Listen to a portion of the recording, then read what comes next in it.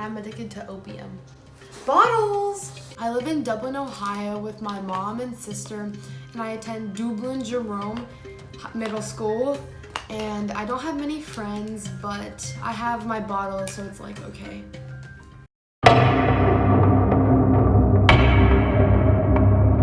Just very concerned. I mean, she spends all her time with those stupid bottles.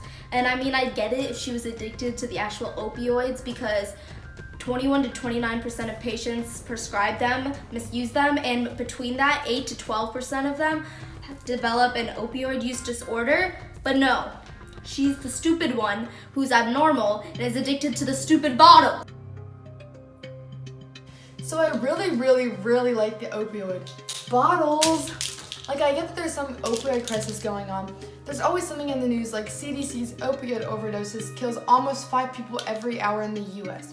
Florida's Bondi suing 5 drug makers over opioid crises. So where did your obsession start? Well, when I was younger, my mom pushed me down the stairs, and I broke a lot of bones. This is Sparta!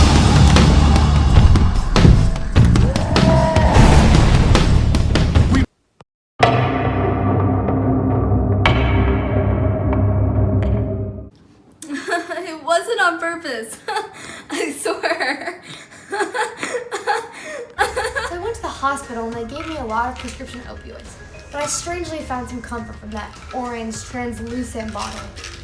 My friend Rack broke his leg, but he ended up really liking the pills, so whenever I get more bottles, I just sell what's inside to him. At a discount, of course.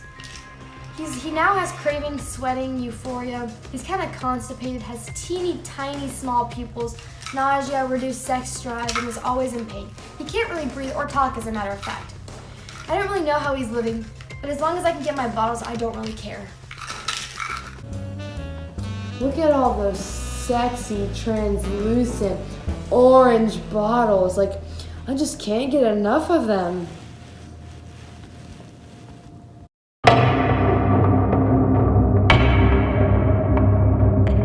You know, this stuff has happened in the past. Like, it began in the 1990s when doctors and healthcare providers started facing pressure to treat chronic pain more aggressively. Advocates began encouraging doctors to treat pain as a 5th vital sign. Recommended the long-term drugs and opioids such as OxyContin. At the same time, pharmaceutical companies began marketing these drugs to medical providers as non-addictive and harmful. As a result, doctors began prescribing them at greater rates. According to the CDC, by 2015, enough pills were being prescribed to medicate every American around the clock for 3 straight weeks. Will you hold still? Anyway, Shloka is just too much though. She's a whole nother level.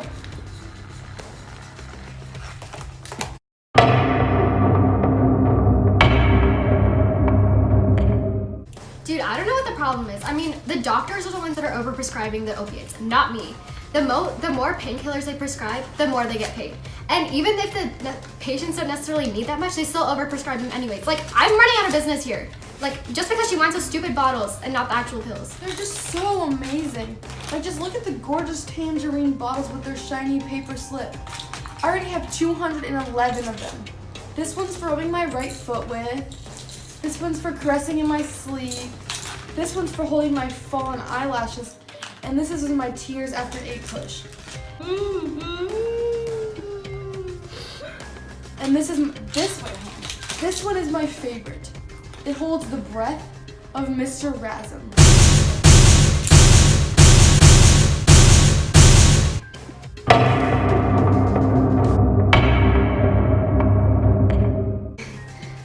You know, Shloka, I'm really concerned for you. You know that more people died in 2016 over overdose of opioids compared to those in the Vietnam War that were killed? Oh my god! How many times have you say, it's the bottles, not the freaking pills!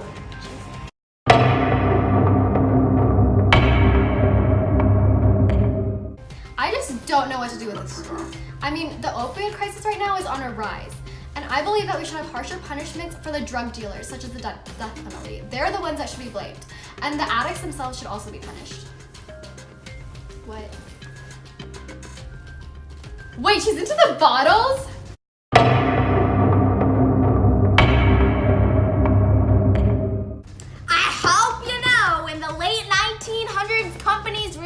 medical community that patients wouldn't become addicted to the opioid pain relievers. And then they did. The healthcare people decided to end up prescribing them more so doctors would get this huge payout. And now everybody's over here dying here and there. Over there, oh look, someone's dying. You know, there are two sides to this. Some who believe that the addicted people and the people dealing the drugs should all go to jail. But then there's the people who think they should go to rehab and do all that kind of stuff. You know, I don't really know where I stand because I don't really know what's going on in people's life. And I mean, like, what credibility do I have to say things about this topic? But it's okay. Trump knows everything. It's all good. Trump knows everything, it's all good.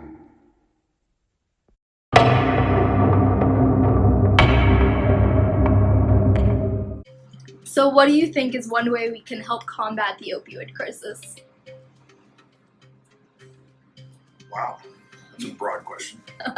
So I would start with early education and intervention. The earlier kids are exposed to even drugs like marijuana and or alcohol, the more likely it is that they are going to progress down that path of addiction and eventually end up with opioids or heroin. And what do you think one way the community can help stop this? By working together, knowing that there are so many kids and families and adults affected by this, we have to be okay with sharing that information. Nobody's going through this alone. We shouldn't have to hide it behind closed doors and hope that it gets better without just reaching out for some help. And how big do you think this problem is in Ohio? Ohio is one of the worst states in the nation. I know in the last 5 years or so, we've been easily in the top 5 of opiate overdose deaths. And I think recently we were as high as number 1. And then what do you think of Trump's way of handling the opioid crisis, such as harsher punishments for the addicts and the dealers? Harsher punishments for the dealers, absolutely. Agree with that 100%. Harsher punishment for the addicts. Treatment, I think, would be a better route. Just putting a whole bunch of addicts into prison doesn't necessarily solve the problem because it doesn't teach them to deal with, you know, their cravings, their addictions, in my opinion. And how big do you think this problem is in our own community of Dublin?